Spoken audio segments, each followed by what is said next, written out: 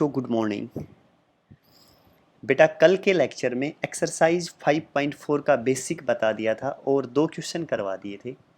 Exercise 5.4 के third question से शुरू कर रहा हूँ, पूरा ध्यान दें अच्छी तरह। एक्सरसाइज 5.4 बेटा क्वेश्चन नंबर थर्ड का एक ही पार्ट है। देखें क्वेश्चन ये है, find 4 number in AP whose sum is 50 and in which the greater number is 4 times the least। कह रहा है find 4 number in AP, AP के 4 नंबर बताएं। Let 4 numbers be, 4 numbers be. 4 number के लिए क्या बताया था बेटा? 4 नंबर के तो क्या लेके चल देंगे? सबसे पहले a minus 3d, a minus D, a plus D और a प्लस 3d। ये नंबर कैसे मानने हैं पिछले लेक्चर में बता दिया था बेटा। एपी के नंबर हैं तो कॉमन डिफरेंस इनके बीच क्या होना चाहिए? इक्वल होना चाहिए। ठीक है बच्चों, 4 नंबर एपी के हैं। अब ये कह रहा है find 4 number in AP whose sum is 50 according to question. इनका सम क्या होना चाहिए? 50। मतलब पहला number a minus 3d plus दूसरा number a minus D plus तीसरा number a plus D plus चौथा नंबर a प्लस 3d। इन चारों नंबर्स का जोड़ कितना है बच्चों? 50। तो ये ले लिया 50। तो बच्चों minus 3d plus 3d cancel, d से d कैंसिल, तो a तो क्या हो जाएगा? 4a is equal to 50। तो a की वैल्यू क्या आई बच्चों? 50/4, 25/2। समझ गए बेटा? 25/2। ये क्या आ गया? a। आगे कह रहा है इन विच ग्रेटर नंबर इज। बेटा ग्रेटर नंबर, बड़ा वाला नंबर क्या है? a plus 3d। कह रहा है greater number a plus 3d, greater number is 4 time the list. सबसे छोटा नंबर क्या है बेटा? a minus 3d, a minus 3d। Question ये कह रहा है greater number is 4 time the list. बड़े वाला नंबर है ना, वो छोटे वाले से 4 गुना बड़ा है। तो अगर इसे मैं 4 से गुणा करूं तो दोनों बराबर हो जाएंगे ना। सुने बच्चों ध्यान से, 4 numbers in AP whose sum is 50, उससे मैंने ये इक्वेशन निकाली, ए की वैल्यू निकाली। इसके बाद क्या है? इन विच ग्रेटर नंबर, ग्रेटर नंबर क्या है बेटा? a plus 3d, greater number is 4 times the list. छोटे वाले नंबर का 4 गुना है, तो मैंने छोटे वाले नंबर को 4 से मल्टीप्लाई कर दिया, तो दोनों क्या हो गए? इक्वल। क्लियर बच्चों? a plus 3d is equal to 4a minus 12d, 4 तिया 12d। ठीक है बेटा? 4a में से a गया तो इस तरफ 3a, इस तरफ बेटा 3d प्लस 12d, 12 और 3 15d।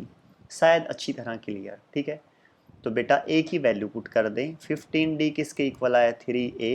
a की वैल्यू क्या है? 25/2। शायद अच्छी तरह क्लियर। ठीक है, तो d क्या आ जाएगा? 3 मल्टीप्लाई 25/2, ये 15 मल्टीप्लाई नीचे आया तो डिवाइड, 3 एकम 3, 3 पंजू 15, 5 5 25। तो d की वैल्यू क्या आई बच्चों? 5/2। a 25/2 और d कितना है बेटा? 5/2। तो a भी आ गया मेरे पास और क्या आ गया बेटा? d भी आ गया। शायद अच्छी तरह क्लियर। समझ गए ना?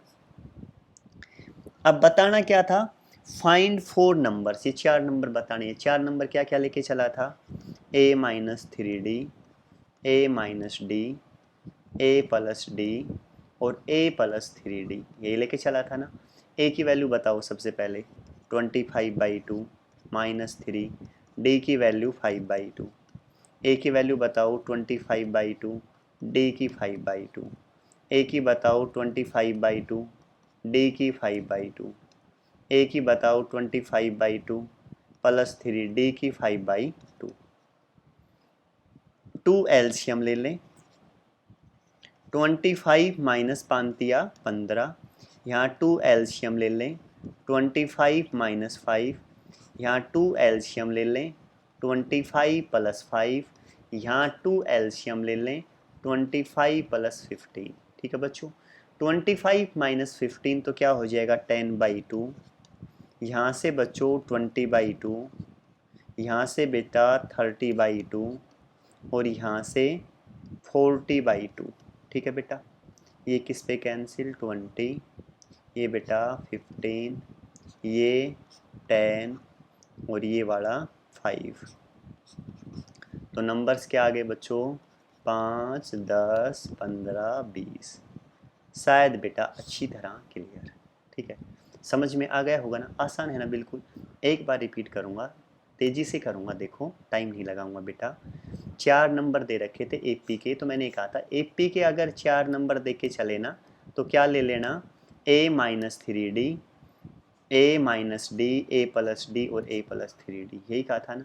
इन चारों नंबर्स का जोड़ 50 दे रखा है, इन चारों को जोड़ के 50 कर दिया। ये बेटा माइनस प्लस कैंसिल हो गए एक दूसरे से, ये जोड़ दिए 4a 50 के इक्वल, तो a 25/2। ठीक है, अब अगली कंडीशन है कि जो लार्जेस्ट नंबर है ना वो 4 टाइम्स है शॉर्टेस्ट नंबर से। जो बड़े से बड़ा नंबर है ना वो 4 गुना है किसका, छोटे वाले नंबर का। तो अगर छोटे वाले को 4 से गुणा कर दें तो दोनों बराबर हो जाएं, तो छोटे वाले को 4 से गुणा कर दिया, एक इक्वेशन आ गई। a की वैल्यू 25/2 यहाँ पुट कर दी तो ये आ गई, यहाँ से d निकाल दिया, a और d आ गई। 4 नंबर में ये मान के चला था, इनमें a d की वैल्यू पुट के चारों नंबर निकाल दी, क्या है 5, 10, 15, 20। शायद बेटा अच्छी तरह क्लियर। ठीक है, आगे चलें, ध्यान दें नेक्स्ट क्वेश्चन पे। अब पहुंच गए क्वेश्चन नंबर 4th। क्या है बेटा 4th, क्या है 4th क्वेश्चन, सुने ध्यान से। स्प्लिट 69 इंटू 3 पार्ट्स, 69 को 3 पार्ट्स में तोड़ो इन एपी। एपी के 3 पार्ट है ना, तो एपी के 3 नंबर क्या होंगे, 3 numbers of AP, numbers of AP. AP के 3 नंबर क्या क्या बताए थे बेटा, a-d, a और a+d, यही बताए थे ना। 3 नंबर हो तो क्या ले लेना, a-d, a और a+d। शायद बेटा अच्छी तरह क्लियर। अब ये है 69 इंटू 3 पार्ट्स, 69 को 3 पार्ट्स में तोड़ना है, मतलब इन तीनों नंबर्स का जोड़ क्या है 69, समझ गए ना, क्योंकि ये तीनों नंबर को तोड़ के ही 69 बनाया। तो क्या है बेटा 69 स्प्लिट 69 इंटू 3 पार्ट्स, 69 को 3 पार्ट्स में तोड़ दिया, तो इन तीनों नंबर्स का जोड़ क्या है 69। तो ले लें बेटा according to question a-d, a+d किसके इक्वल ले लिया बेटा 69। d से d cancel, 3a is equal to 69, तो a की वैल्यू क्या आई 69/3, 3 दूनी 6, 3 तिया 9, 23।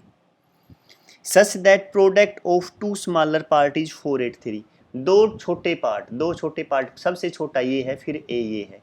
अकॉर्डिंग टू क्वेश्चन छोटे वाले दो नंबर्स की गुणा a-d और a, ठीक है ना, a+d तो सबसे बड़ा, ध्यान रखना। इन दोनों पार्ट्स की गुणा such that product of two smaller part is 483, किसके इक्वल है बच्चों 483, 483। क्लियर। अब देखो a की वैल्यू क्या है 23 निकाली अभी, तो a की 23 पुट कर दें, 23 - d, यहाँ भी पुट कर दें a की जगह 23 इज इक्वल टू 483। तो 23 - d किसके इक्वल आया 483 अपॉन 23, 23 दूनी 46 और 23 एकम 23। तो बेटा d की वैल्यू कितनी आ गई 23 - 21, तो कितना आया 2। a किसके इक्वल आया 23, d किसके इक्वल आया है बच्चों 2। तो नंबर्स 3 क्या क्या लेके चलने थे, a-d था, a था और a+d। a की वैल्यू 23, d की -2, a की 23, a की 23, d की 2, तो 23 - 2 21, ये 23, 23 + 2 25। तो 3 नंबर क्या होंगे बच्चों 21, 23 और 25। शायद बेटा अच्छी तरह समझ में आ गया होगा। ठीक है, अब पहुंच गए, आसान है ना, रिपीट की कोई ज़रूरत नहीं है। नेक्स्ट पे पहुंच जाए बेटा क्वेश्चन नंबर, अब पहुंच जाए बेटा 5th ये है बेटा the sum of 3 numbers in AP is 30। बेटा 3 नंबर्स ऑफ AP क्या क्या लेके चलूं बेटा बता दो, a - d, a और a+d। Sum of three numbers in AP is 30। तीन नंबर्स का जोड़ 30 है, तो तीनों नंबर्स को जोड़ दें बेटा, A माइनस डी, A और A प्लस डी, इनका जोड़ कितना है 30, D से D बेटा cancel, 3A is equal to 30, तो A की वैल्यू क्या आई बेटा 10। शायद अच्छी तरह clear. And the ratio of first number two third number is 3:7। बेटा फर्स्ट नंबर क्या लेके चल रहा हूं मैं, A माइनस डी, उसका रेशियो लेना है किससे, ratio of first number two third number. बेटा फर्स्ट नंबर है A माइनस डी, उसका ratio third number A plus D, किसके इक्वल दे रखा है 3:7। ये है क्वेश्चन में, ठीक है। तो रेशियो होता अपॉन में ले लूँ, A minus D upon A plus D equal होगा किसके 3/7। शायद अच्छी तरह क्लियर, समझ गए। फाइंड दी नंबर्स, नंबर्स बताओ। क्वेश्चन समझ में आ गया। तीनों नंबर्स का जोड़ क्या है 30, इससे मैंने A की वैल्यू निकाली 10। कह रहा फर्स्ट नंबर और थर्ड नंबर का रेशियो किसके इक्वल है 3:7। तो ये लिख दिया बेटा, A की जगह 10 पुट कर दें, 10 minus D upon 10 plus D is equal to 3/7। क्या करें, क्रॉस मल्टीप्लाई करवा दें, 10 7 70 minus 7D is equal to 10 दिया 30 प्लस 3D। 7 बेटा इस तरफ ले आए इसको, 70 माइनस 30, ये माइनस 70 उस तरफ जाएगा, प्लस का 7 और 3 10D। बेटा 70 में इसे 30 गए तो 40 इज इक्वल टू 10D, इससे ये कैंसिल, तो D की वैल्यू क्या आई बच्चों 4। शायद अच्छी तरह क्लियर। A 10 D 4, A बेटा 10 और D क्या आया 4। नंबर्स तीन क्या क्या लेके चले थे, A माइनस डी, A और A प्लस डी। A की जगह पुट करो 10, D की जगह 4, A की जगह 10, 10 प्लस 4। 10 में से 4 गई 6, 10, 10 और 4 14। ये क्या आ गया बेटा आंसर। शायद अच्छी तरह क्लियर, ठीक है ना। नेक्स्ट पे पहुंच जाए बेटा, क्वेश्चन नंबर 6। ये कह रहा है बेटा divide 56 in 4 parts in AP। बेटा 4 लेने हैं, 56 को 4 पार्ट में तोड़ना है AP के, तो 4 numbers of AP। Question number 6, 4 numbers of AP। बेटा AP के 4 नंबर क्या क्या ले लिए बताना, क्या बताए थे, A minus 3D, A minus D, A plus D, A plus 3D। हो गए ना 4 नंबर, देख लेना कॉमन डिफरेंस इक्वल मिलेगा। ये 4 56 इंटू 4 पार्ट्स, 56 को 4 पार्ट में तोड़ा है ना, और ये 4 पार्ट मैंने ये मान लिए, तो इन सब को जोड़ूंगा तो किसके इक्वल मिलेंगे बेटा 56। A minus 3D, A minus D plus A plus D plus A plus 3D is equal to 56। 56 ही था ना बच्चों, ठीक है। डिवाइड 56 इन 4 पार्ट्स, 4 पार्ट्स में तोड़ दिया, 3D से 3D कैंसिल, माइनस प्लस, ये minus plus cancel, 4A is equal to 56। A क्या आया बेटा 56/4, 4 एकम 4, 4 चौक 16, तो A की वैल्यू आई बेटा 14। A कितना आ गया 14। शायद अच्छी तरह क्लियर। अब सुने ध्यान से, divide 56 in 4 parts of AP such that ratio of the product of their extremes to the product of their means in 5:6।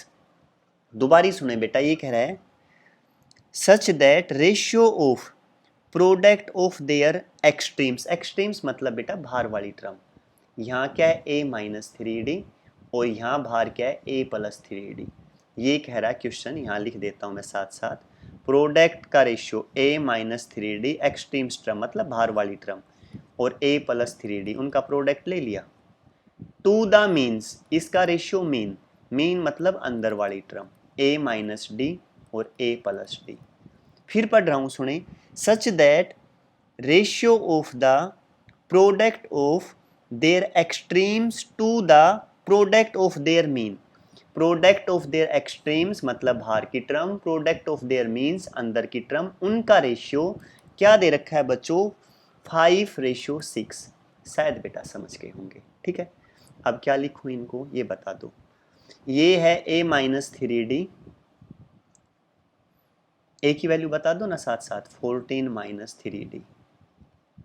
यहाँ a की वैल्यू 14 प्लस 3d, रेशियो है तो अपोन में ले लूँ, a की जगह 14 minus D upon 14 plus D is equal to 5:6 था तो क्या हो जाएगा 5/6।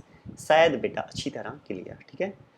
ऊपर वाली term a plus B into A minus B, formula क्या हो जाएगा बेटा a square minus B square, मतलब 14 का स्क्र माइनस 3d का स्क्र अपॉन बेटा a plus B A minus B 14 का स्क्र माइनस डी का स्क्र इज इक्वल टू 5/6।